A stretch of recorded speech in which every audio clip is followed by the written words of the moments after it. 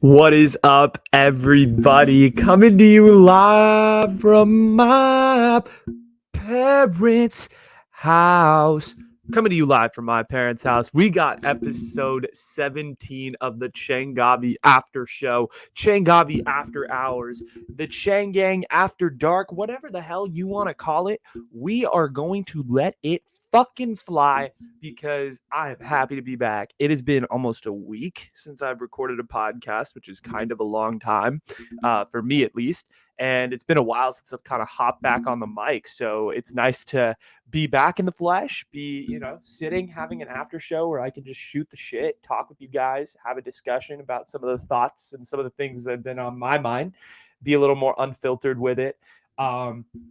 Those of you that are new, the Changavi After Show is basically where I write down a bunch of random thoughts and random topics that I've been having, and I discuss it with you. So we have that discussion, we have that dialogue. You can agree, you can disagree with me. I get a little wacky, I get a little raunchy. Raunchy is a really bad word, but I get very raw, I get very unfiltered, and I have a lot of fun because this is what the after show is about. It's about me having a good time and vibing, and it's about you listening, hopefully cracking a smile on your face, and hopefully one day coming to appreciate some of my very hot takes that I provide on various matters of the world. But none of that today. Listen, what do I start with? What do we start with? I've been gone for a while. We can start with that. But, I'll do that as my second topic, because everyone's expecting me like, where's Anuj been? Let's do that as his first topic. Nah. Let's talk about my financial vices. Okay. Everybody's got them. Let's be real. We all have our things that we like to spend our money on, whether it be, fucking alcohol, whether it be like a really nice car or like a, really fucking nice plate of like a really nice piece of jewelry, a really nice outfit, just stuff like we all have our shit, okay? Like everybody's got their category where they like to spend a lot of money on. And I am no exception to the rule. I am a human being. This is the truth. I have two main financial vices, okay? And the two things I love to splurge my money on. Number one, sports related paraphernalia. So that could be equipment, flags, whatever you see up here in the background, posters, tickets to games, experiences related to the sporting world. I will splurge money. And number two is food and coffee. That is it. Those are my two categories I will spend money on. Everything else, like I could spend $0 on for a year and be chill. Like that's fine, right? And everybody's got it, And I feel like we all judge each other's vices, but we don't admit to ourselves that we have any. So it's kind of weird. Like I don't have band in this Louis Vuitton bag. Like I don't understand it, but like it's their vice. So like let it, we all have our things that we want like the very best of the very best. And that's cool, right? Totally, 100%. Car guys always confuse me. This is why like we get into financial vices. It's like car guys car guys are so confused. Like, I want the BMW X40 i375 modded out with leather dark seats. I'm like, why? Why?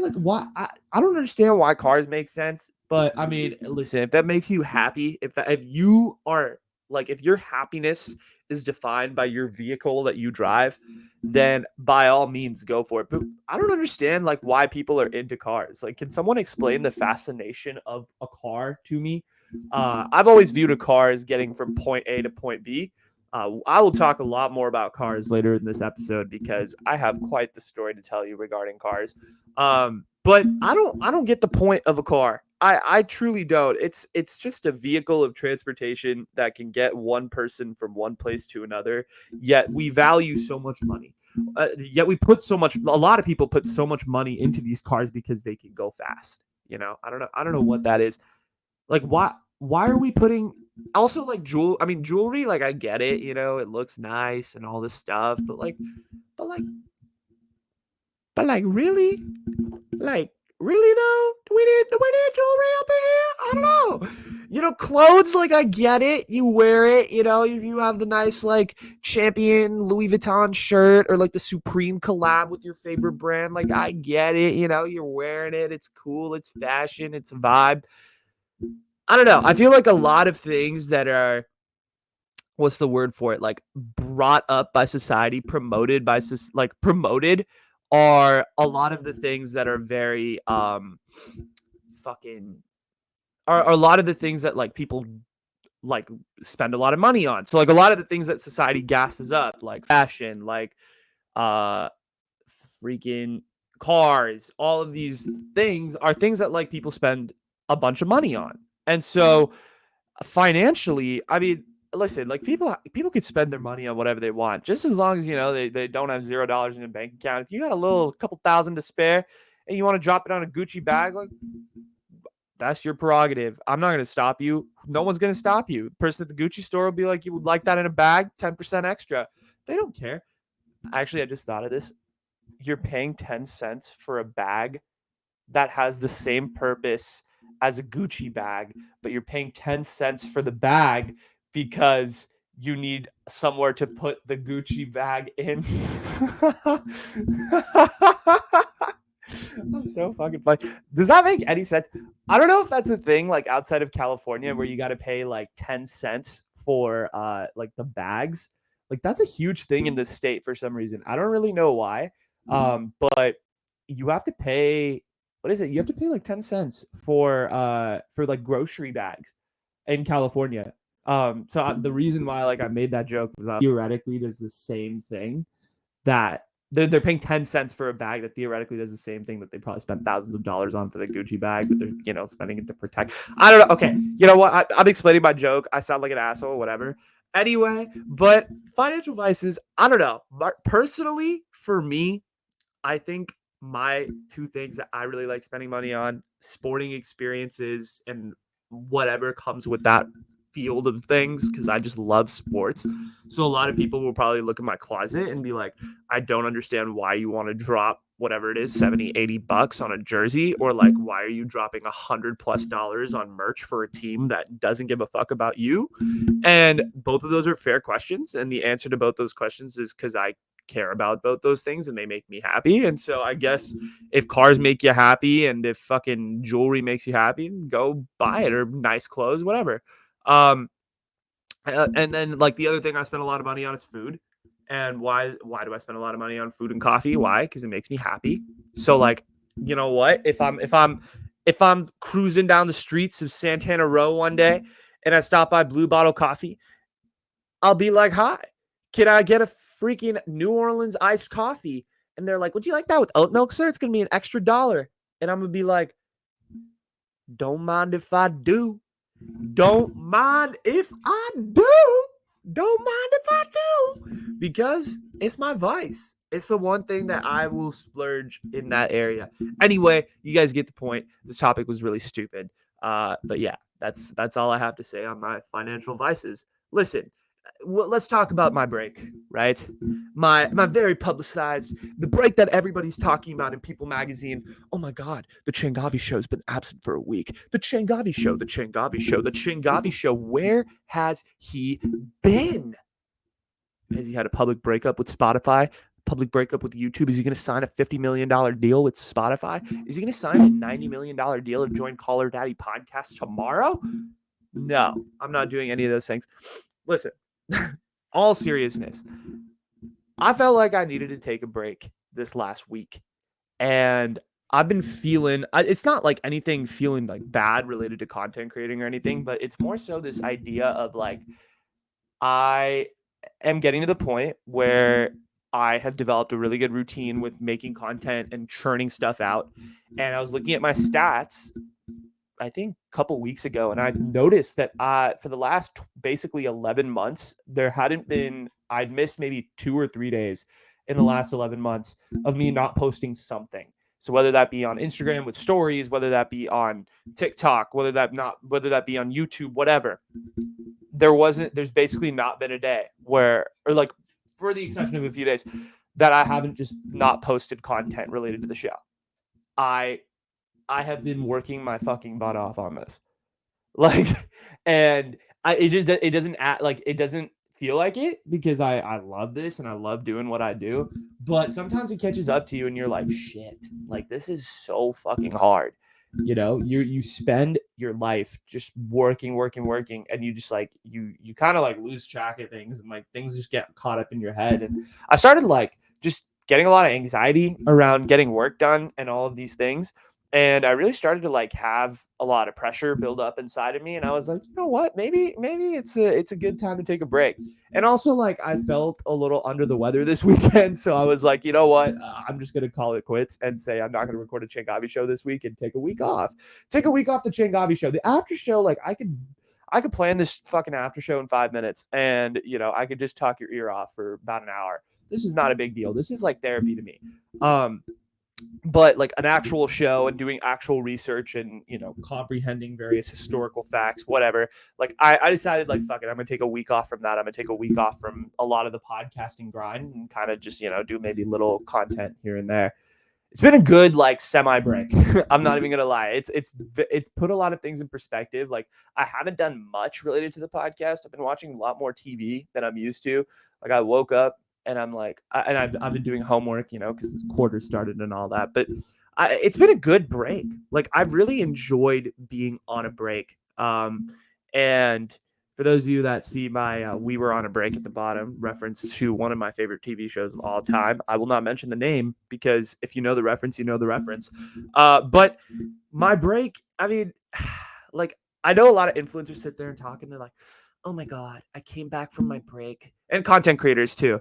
"I came back from my break, and I just feel like a more rejuvenated, incredible, amazing person. And I can feel the breath within my lungs just explode and permeate into my fucking nose." And that's like literally what all they say. It's like, "Oh my God, literally the feeling that I have when I create content now is borderline orgasmic." And I'm like, all right, dude, relax. Okay, influencers of America, like, chill. Okay. I was on a break. It feels, and for me, like, I know that I really like what I do because when I'm on a break, there's like 2 or 3 days in, or like a day in, you're like, this is great, but I want to make content. I want to do stuff. Like, I want to make stuff. Like, this is so unfair. Like, this is so boring. Like, why can't I do what I want to do?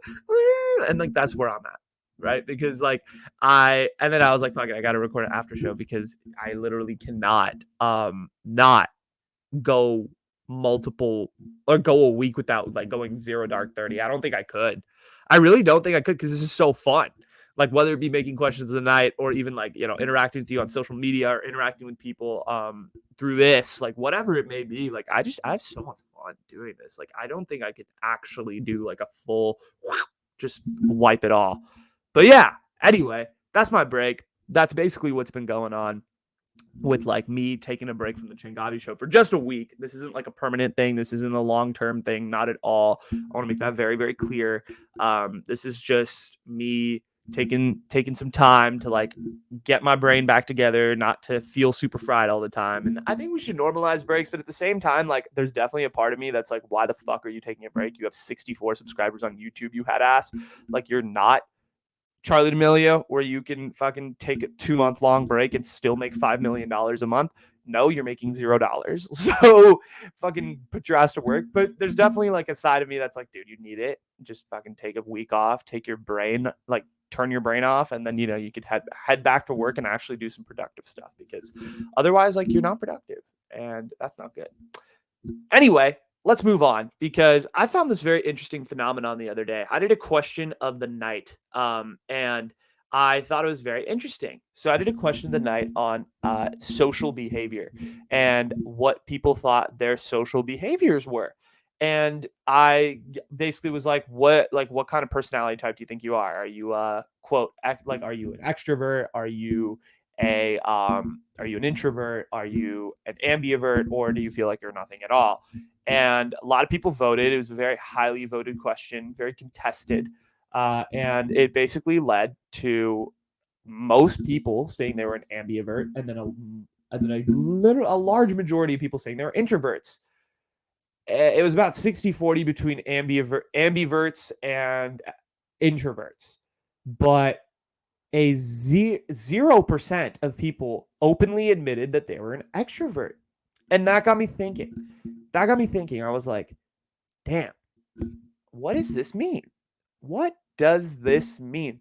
Because 0% of people will openly admit to me that they're extroverts. will openly admit to this anonymous Instagram poll that they're extroverts. What? By the way, if you want to follow me on Instagram, you'll actually get access to these questions of the night so you can vote and participate and know exactly what I'm talking about. So go to the Changavi Show, hit the follow button, and you will be participating when I do the questions every night. Yeah. Anyway, so back to the question of the night. 60%, like I said, voted for ambiverts, 40% for introverts. And so no one openly admitted they're an extrovert. And I found that really weird because I think there's this stigma now in society amongst extroverts. I feel like people don't like extroverts. I feel like it's become like very uncool to say you're an extrovert because I feel like people like the way society views introverts now are like, oh, they're thinkers, they're entrepreneurs, they're on their grind, they're trying to figure stuff out, they're trying to make a beautiful place in a society that can, feed our children in the future, right? And they're like introverts are viewed as like innovators and are viewed as these amazing creators. Like look at Elon Musk, look at Mark Zuckerberg, look at Jeff Bezos, like the people who are quote unquote the most the least or like the most creative people in the world oftentimes like aren't the ones who are like super social or like really interacting with a lot of people. And then you have like the and then and like there isn't really a lot of people who are like, oh my god, like I'm openly extroverted and like this is my personality and this is like how I feel. And it's kind of weird. It's kind of weird that people don't admit that they're social. Like it used like when we were kids, it used to be cool to be social. Like when you were super social, you were that kid that like thrived with other people and or like that got along with everyone and like, had fun and like had a bunch of play dates and had a bunch of friends. Like it was cool to be an extrovert as a kid, but when you grow up as an adult, like people don't really like to know a lot of people or like meet a lot of people because you kind of get caught up in your own circles. And I think the pandemic has highlighted this sort of uh, distance, I guess, towards extroverts, for lack of a better word. Extroverts are not like super.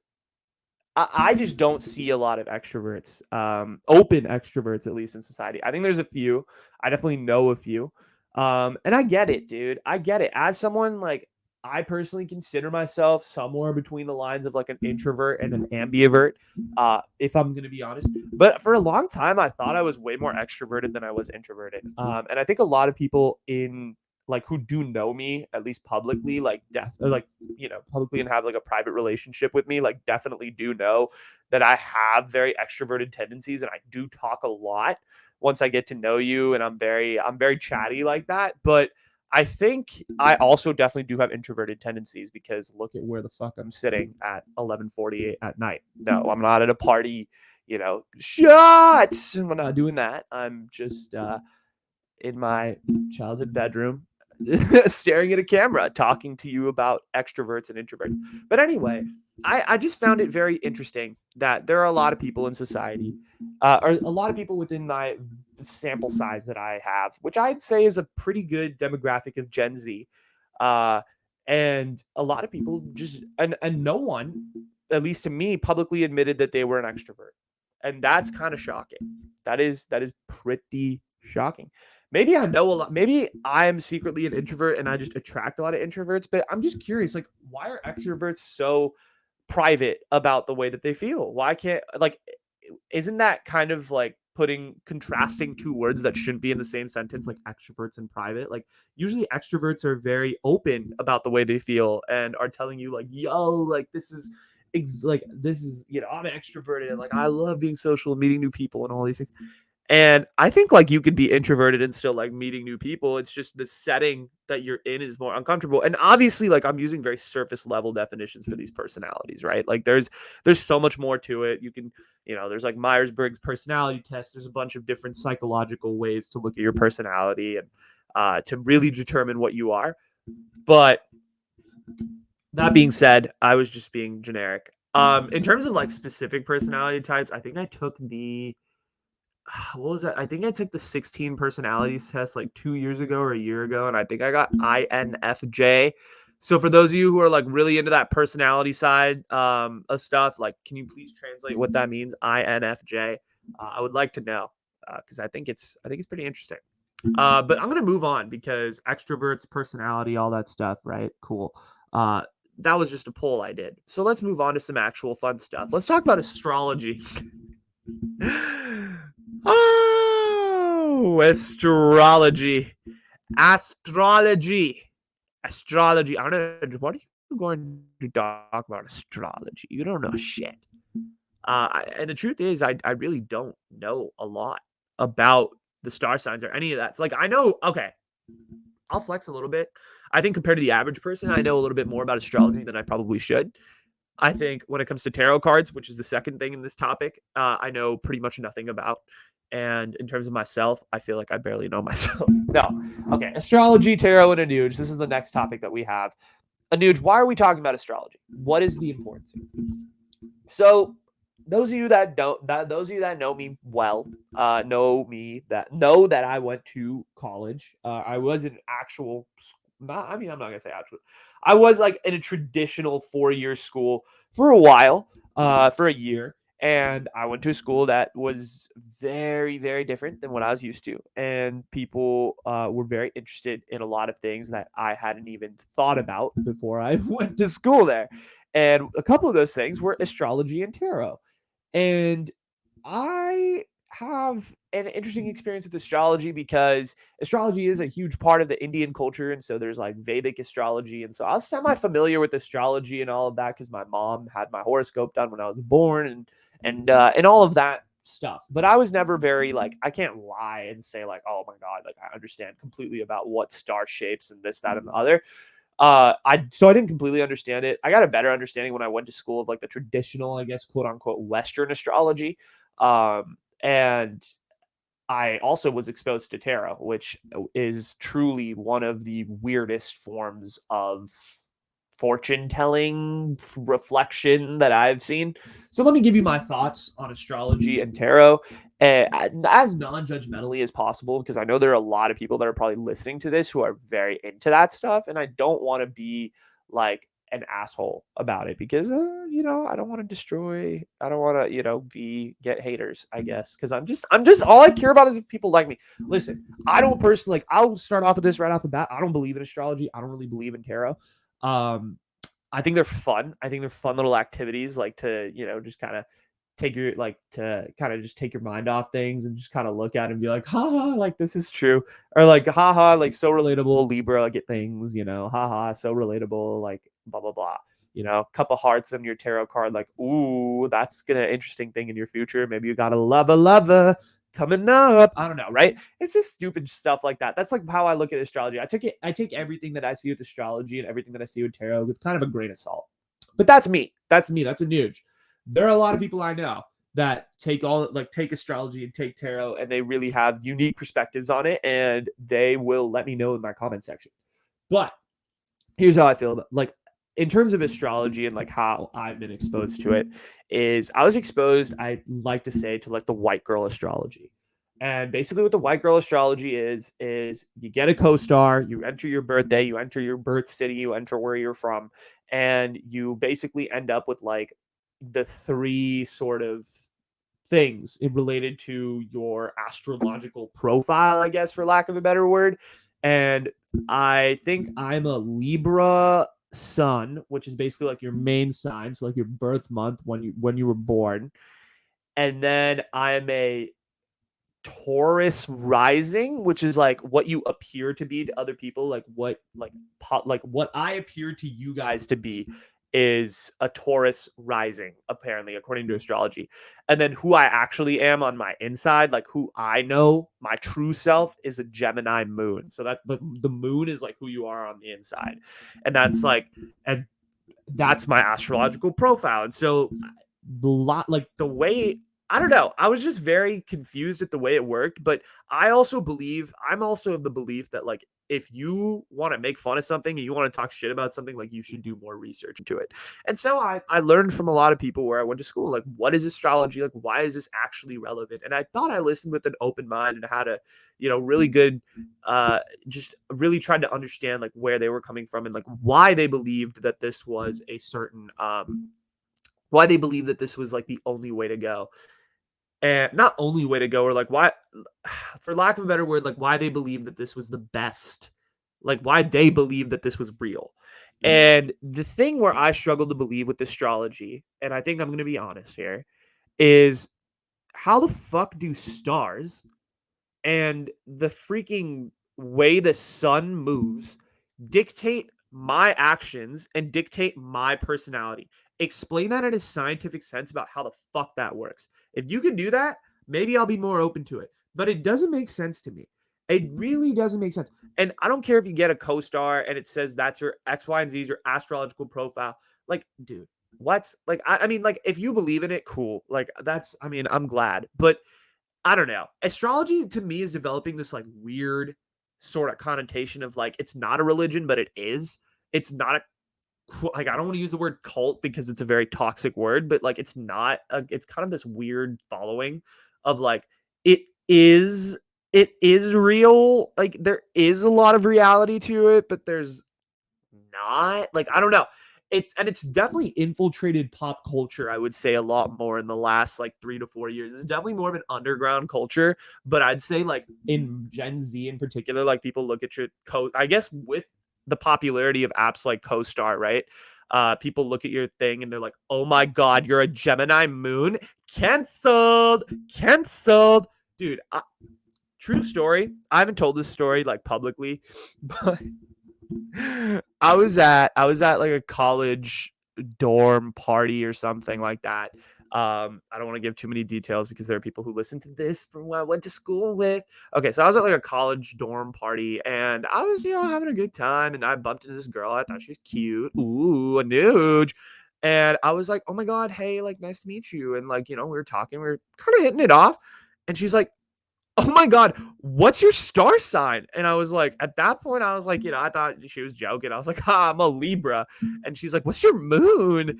And I'm like, okay, at this point, I was like, bro, why are you asking these questions? Like, what? Like, this is confusing. I was like, "I'm a Gemini moon." She looks at me and I will never forget the look she gave. She gives me this look and she's like, "I don't talk to Gemini moons." And she just walked away.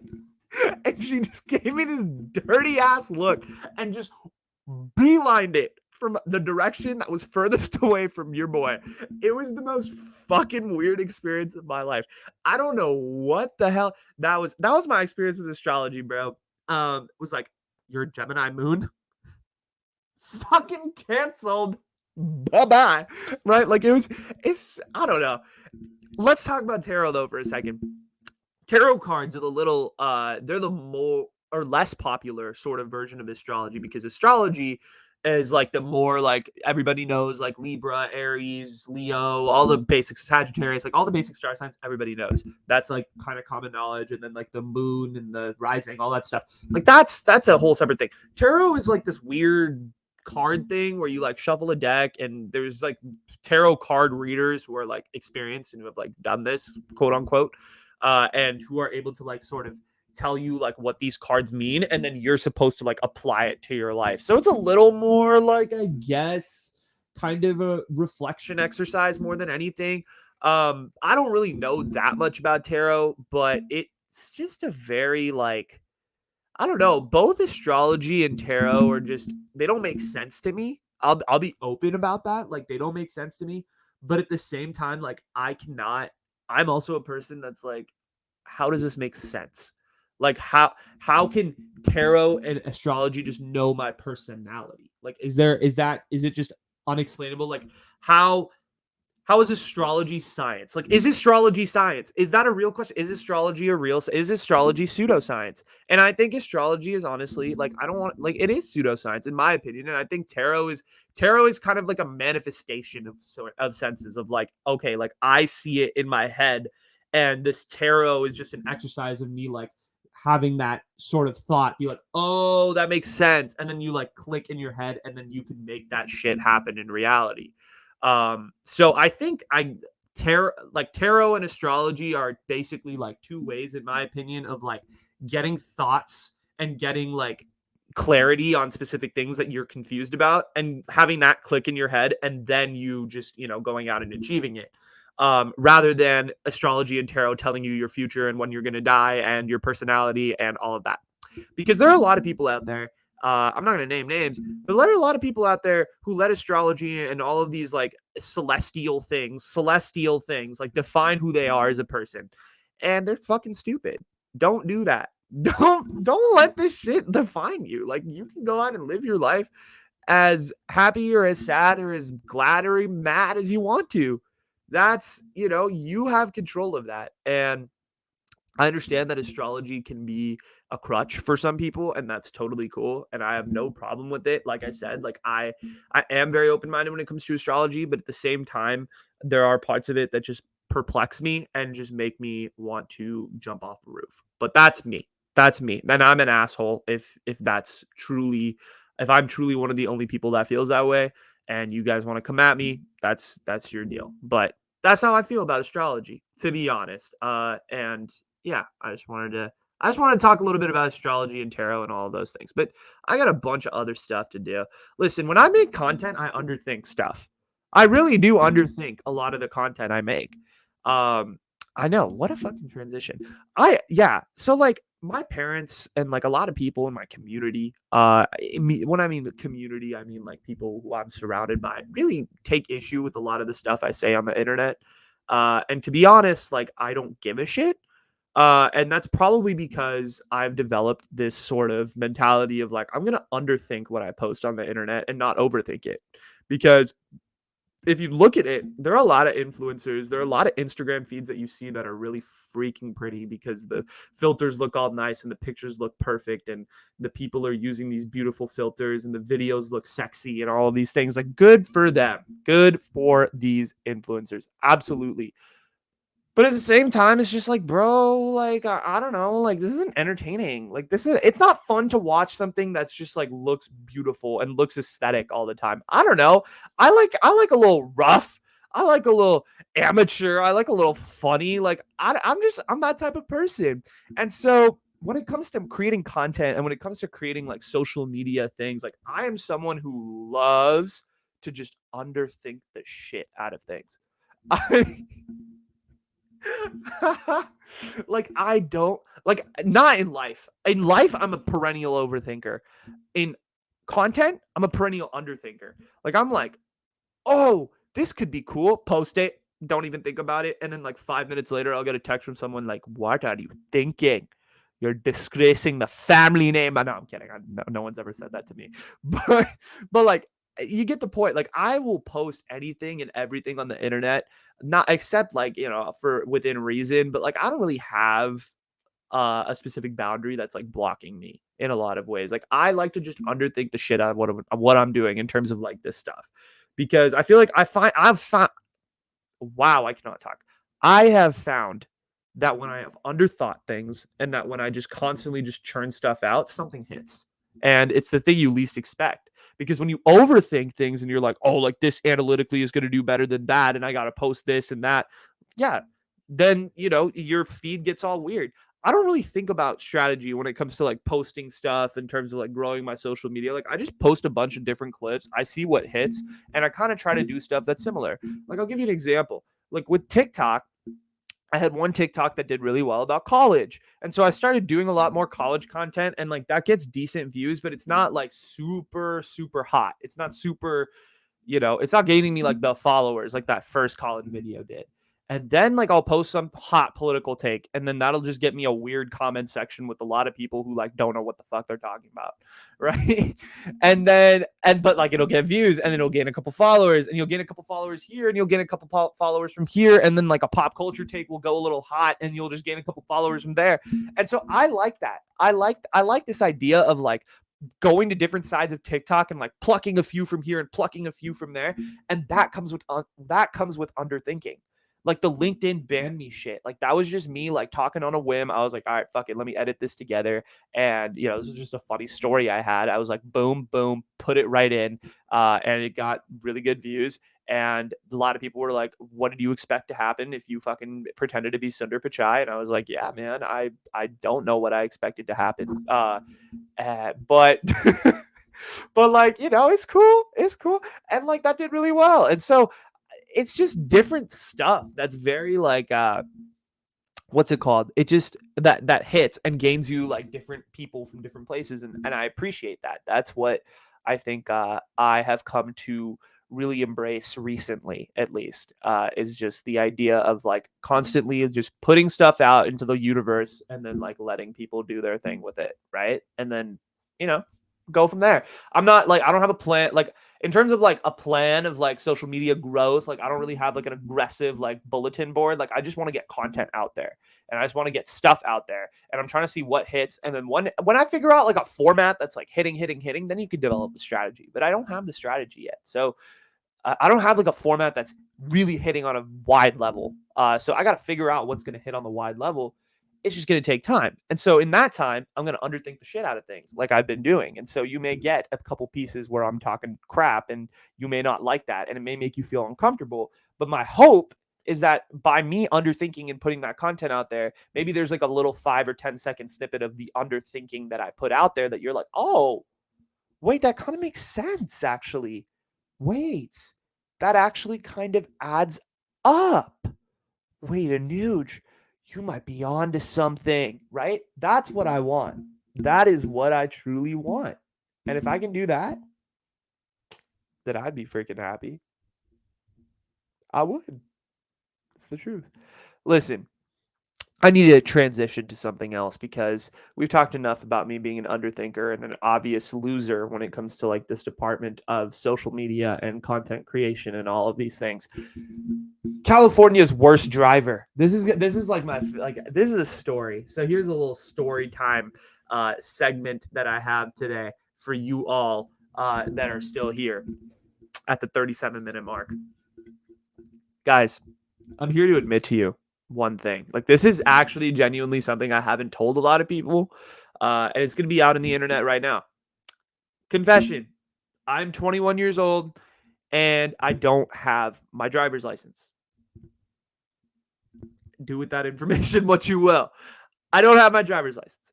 I'm actually gonna turn 21 and a half in a few days, and I still won't have my driver's license. And I failed the driver's license test 3 times.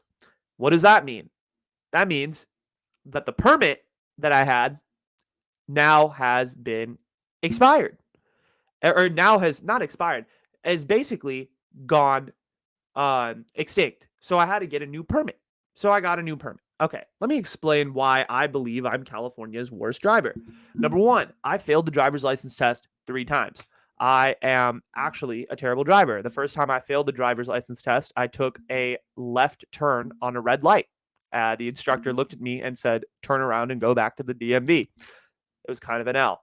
The second time, I almost drove into oncoming traffic, critical error, failure. And the third time, which was last Friday, coincidentally, where I got my driver's license privileges stripped, I got 31 minor errors. Okay. So you know how you pass the driver's license test with 13 errors? I failed the driver's license test with 31. There was no critical errors, but I had 31 minor. Were those minor errors really stupid? Yeah. But am I California's worst driver? Most likely. I have been made the fuck fun of by people privately who know my story when it comes to my driving. It's funny because I was always the oldest in my grade. So I was actually technically the earliest to be eligible to get a permit at 16. But I was not fucking mature enough at that point. And I was not mature. I was not mature and I was also lazy as fuck. And then all my friends started like slowly driving their junior year, their senior year of high school, like you're normally supposed to, right? In the world and in life. And I just never did. I didn't drive my junior year. I didn't drive my senior year. I was picked up.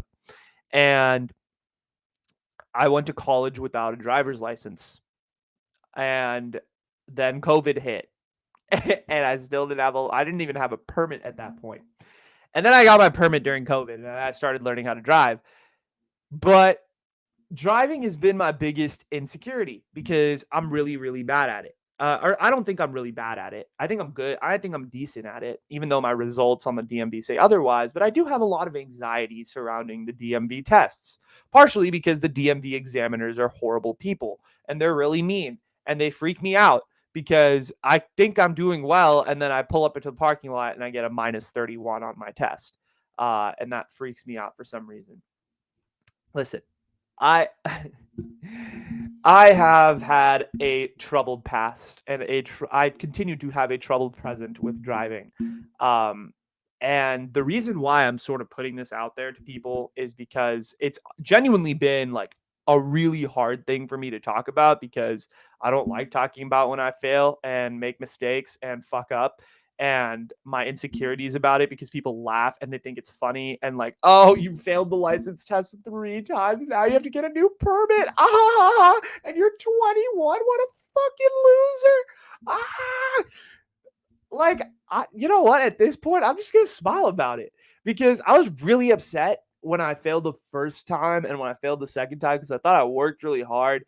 But then, like, when I failed last time, I was just smiling. I was like, fuck this. Like, I think I've just been so worried about like what other people are gonna think if I fail, and like what, like, this test is so high stakes, and so I get into the test all anxious and gassed up, when in reality, like, all I have to really do is relax.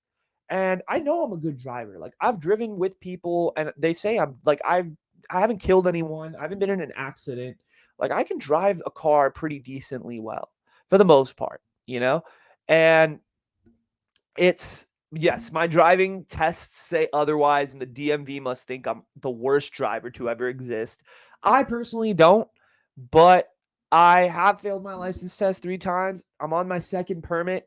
I'm working my ass off to get this license. I really hope I get it at some point. I promise I won't be a danger on the road to anyone. Or at least I'll try not to be.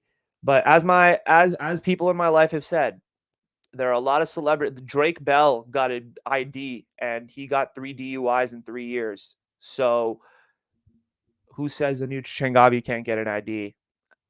Never gotten a DUI, never driven under the influence. So maybe I can get a license. Maybe I could be a better driver than Drake Bell. I don't know. I don't know. I do not know. But yeah, I am probably one of the worst drivers you've ever met. And I wanted to share that because I'm like, I know I'm being, funny and talking about all this stuff, and there's probably a lot of people who are gonna be like, haha, like, you're such a fucking failure.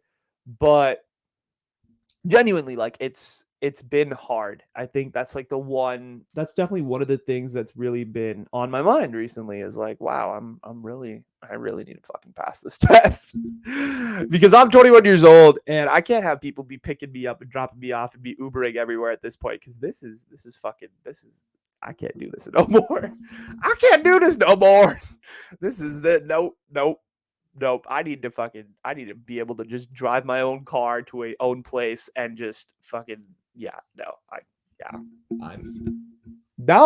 I need to drive at this point, on my own. And will that happen in the near future?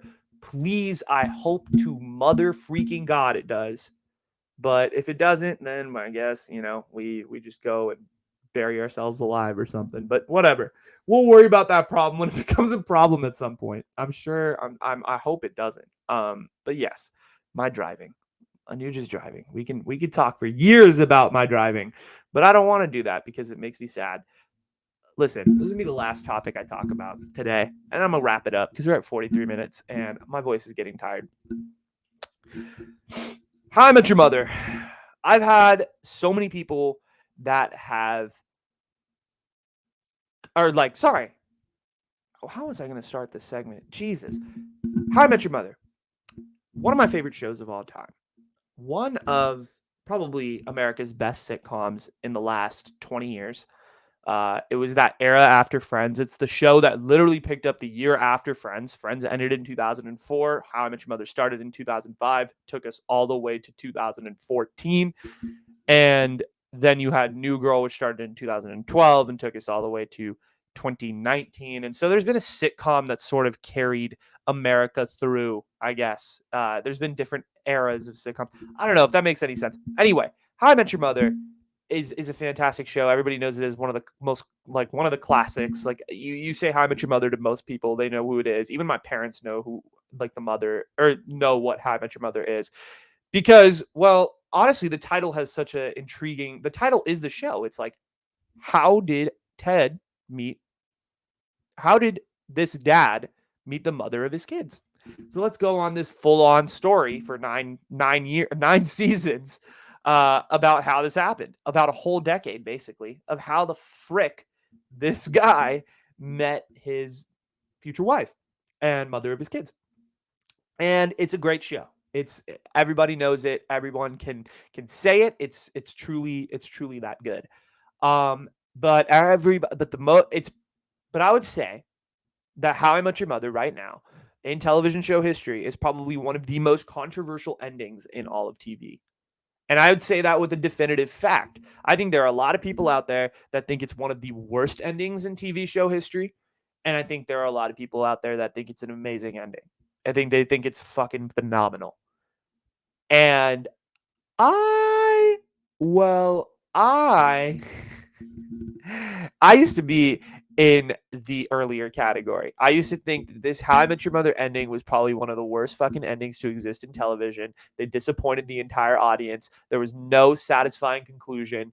No one was happy. And it ended with this stupid ass thing that could have been solved 9 years ago. And also, the mom died. Sorry if I spoiled the show for you. Please don't watch this segment if you haven't finished watching the show. If you haven't watched the show, please watch it, even though I spoiled the show. The mom's dead. Like, that's the like, it's the dumbest. Like, that's what I thought. It was like, this is the stupidest thing of all time. But then the last couple years hit, and COVID hit, and all of these things, and life has just changed in everybody's mind. A lot of people have gone through a lot of different circumstances, and a lot of people have been through a lot of different situations the last 2 years. It's been a trying time for everybody, and I think the How I Met Your Mother ending in 2022 is fucking phenomenal. And I want to give a quick shout out to someone who I had the biggest fight with over this ending. I had a massive fight, and I don't know if she remembers it, and I don't know if she even listens to my podcast, but me and Maddie Benson on Holt second floor in college had the biggest fucking fight over what was the better ending, Friends or How I Met Your Mother, and I said Friends is the better fucking ending, and she said How I Met Your Mother, and I was just like, you're wrong. And we started yelling, and everybody came out of their dorms to watch us aggressively debate. So shout out to Maddie Benson. And I thought I won the debate because I was like, fucking Friends is way better. Like, I got off the plane is the most iconic quote of all time. And also, Friends wraps up so nicely. But she was like, no, How I Met Your Mother has a much deeper ending. You're just not seeing it. You're just not seeing it. And I was like, no, it doesn't. It's stupid. No one is satisfied. The ending is ass. The ending is terrible. There's some video of this fight out there somewhere. I don't know where it is. But she told me, she's like, it's way deeper. It's way deeper. Just look into it. It's way deeper. And I could say this 2 years later, sitting on my freaking bedroom floor at 12:30 in the morning. The How I Met Your Mother ending is one of the most phenomenal endings in television show history. And let me explain to you why real quick. I know it's a super hot take, and everybody that watches TV is probably like, you are a fucking idiot. This ending ages beautifully. You have to watch it now, because with COVID and with all of the people that have passed away and just terrible things that have gone on with this pandemic, like, truly what the ending of How I Met Your Mother is this is like what it gave me, I guess, guidance and credence for, like, me, was you don't know how much time you're going to have with the people that you love and the people that you care about. Everything is always on a ticking clock. So you have to enjoy the time that you're there. And that's how the show wraps up. It's because you never know what's going to happen next. And then the mom, unfortunately, dies. Yes, would I have liked the mother to have been a greater part of the show? Absolutely. Would I have liked her to be maybe introduced in season 8 so we had more time besides 3 episodes? Totally. But I like the concept of her dying. I like the concept that Barney and Robin eventually divorce, right? And there are a lot of characters that end up with unhappy fortunes because that's truly what it is. is because at the end of the day, like if Ted just met the mother, they lived happily ever after, she comes out at the end, yay! That's not fun. That's not fun. Like there's no point in the show like that. But it's a beautiful ending with the mother dying almost. Like as tragic as it is, it's such a beautiful ending because you never know how much time you're going to have with your loved ones. And I think with the pandemic, that's brought that theme closer and closer to heart. And with the death of the mother, um, like you really just genuinely realize like you need to enjoy the time that you have with your friends and your family and those like memories. And that's really what the whole show of How I Met Your Mother is about, in my opinion, is just enjoying those little moments and those little times and all the adventures and all the ride that is life, and just embracing the bullshit. That's the How I Met Your Mother ending. It's, yes, of course, on the surface, it's like the mom died. Like, we barely knew her. Ted's still in love with Robin. But, like, think about it. Think about it. I'll leave you with the words that Maddie Benson told me. Think about it. Think about it. And so I'll tell Maddie Benson this. I owe you a thank you, and I say you're right. How I Met Your Mother is a fantastic ending, and it might even be a better ending than Friends. Although the Friends ending is absolutely fucking phenomenal. I got off the plane, and the kiss between Ross and Rachel is one of the sweetest and most amazing like sitcom finale scenes ever, and it will go down in television history as just one of those scenes that everybody will remember. As cheesy as it is, it was like, no, like as cheesy as it is, being a huge Friends fan for 10 years, like that was what you wanted. And so to see all of that come to fruition was definitely satisfying. And I think with How I Met Your Mother, like you just weren't satisfied because you didn't know the mother all that well, but also the mother died. And people didn't want to see death. But unfortunately, I mean, I think what the creators were going for, like I said, is death is a part of life. And you need to be able to embrace that. Um, and you need to be able to embrace the time that you have with your loved ones while they're living, because you never know what's going to happen next. So that's all I got in regards to the How I Met Your Mother ending, and how it's quite beautiful if you actually think about it from a different sense of the word. Should I do one more topic? I'm actually kind of down. I'll do this really quickly. Um, I'm trying to think. I have some really out of pocket ones. We'll do this one. Aunties, uncles, and gender roles. Yes, I could talk about this one for days. I was just like having this quick conversation. My like there's a variety of conversations I've had with my parents before, but like I've just noticed that like at Indian parties, and like this is for my South Asian people. If you're not South Asian, like I don't know if this happens at your parties, or with like mixed gender or mixed race parties, but like I've always noticed that like the men sort of migrate to one room, and this is like the older generation of South Asians, that like the men are in the living room and they're drinking their whiskey and they're talking about Narendra Modi and black money and how the incredible rise of Barack Obama and the economics and all these things, right? That's what they're talking about. And then you have like the ladies in the other room talking in Hindi, sipping chai, making dinner. Acha, are, did you hear Basmati son is getting married, right? Like that's what's going on in that room. And then in the other room, it's Narendra Modi is increasing the supply of black money to India. How am I supposed to get my offshore accounts closed, right? Before I get arrested for fraud. So you have like both these like very polar opposite conversations going on. And I've had different conversations, and obviously like I'm exaggerating, embellishing for effect, but I've had conversations with my mom of like actually like a lot of like things that Indian uncles say in regards to like finance and financial advice. Like a lot of them, like they're smart and like they know their shit. I mean, there are a lot of Indian uncles out here who have been very successful, who are very successful in Silicon Valley, and they know their shit around finances. And the thing is, like, they don't really talk about it with women. With women, it's just blah blah blah blah blah. Like it's just like the normal small talk, but they never get into like the finances of things. And like my mom, not my mom, but like I've noticed that just like it's kind of like these weird repetitive patterns of like women are only supposed to talk about quote, quote, quote, this, that, and the other. And men are supposed to talk about this, this, this, and this. And it's not like a super written rule. Like you can only talk about these 6 topics and like they can only talk about these 5 topics.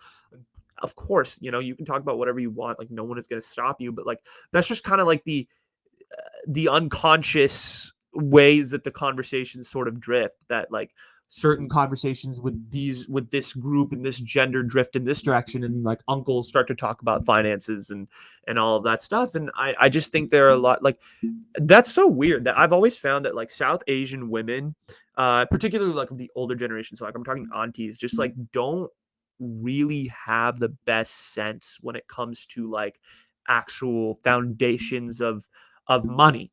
I'm sure there's so many financially literate South Asian aunties out there. Like I'm not trying to like say that there's not, but they just don't talk about it like that. Maybe they just do their research on their own and like they manage their money and all of these things. But like from what I've talked to with my aunties and my mom, like they've never really talked about money like that and had those open dialogues. I think with our generation, it's super different. Like I can talk to like my girlfriends and my guy friends, and it just like we could talk about money, we could talk about anything. Like that's just like who we are. That's how we grew up. Like we could talk about anything and everything with everybody. Um, obviously there's like closer friends that you talk about, like more personal stuff, like all that. That's just like normal life stuff, but like you know what I mean. But I just find it very interesting that like aunties and uncles in general have different things that they discuss, and there's just this different dynamic in regards to all of that. So yeah, I guess that's where I'm going to leave it off. 56 minutes. I'm sorry, this was really long, but thank you so much for tuning in. Changavi Aftershow 17 is in the books. Appreciate all of you tapping into the show. Welcome back after a week. Hi. Thank you guys so much. Appreciate all of you for tuning in. Like and subscribe if you are on YouTube. If you're on Spotify, feel free to hit the follow button. If you're on Apple Podcasts, feel free to leave me with a 5-star review. And if you're on other podcasting apps, feel free to do the same as well. You can also follow me on social media. Facebook, you can like my page, The Changavi Show. You can also follow me. You can also follow me on TikTok, Instagram, and Twitter as well, at The Changavi Show on all platforms. Pretty active on TikTok and Instagram, so those are the places you want to be if you want to be really tapped into the show. This is the Changavi After Show, where I just fuck around and have fun. So if this was not the place for you, come back to my Changavi Show, where I'll be a little bit more calm and actually have some like legitimate information to give you that might actually be cool. So anyway, that's all I have for you guys. Episode 17 of the Changavi Show, signing off from the Bay Area, from my parents' house. I appreciate all of you sticking with me till the very end. Honor to do this show. Honor to be back. Changavi After Show 17 in the books. I'll see y'all later. Okay? Peace.